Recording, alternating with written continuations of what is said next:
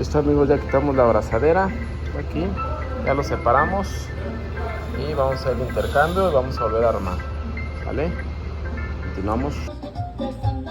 Ok, amigos, ya lo tenemos armado. Ya recuerda, como quitaste, va una liga, va una rondanita y va el seguro, ¿vale?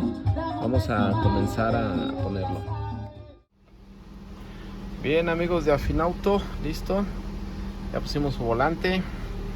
Para la columna, pues recuerda que fueron 4 tornillos 14, que primeramente pues van ahí, en ese de ahí. Cuando vayas a poner el volante, no te olvides de esta cejita. Y esta parte de aquí funciona como un amortiguador. Tienes que sacarlo para que te den estos 2 tornillos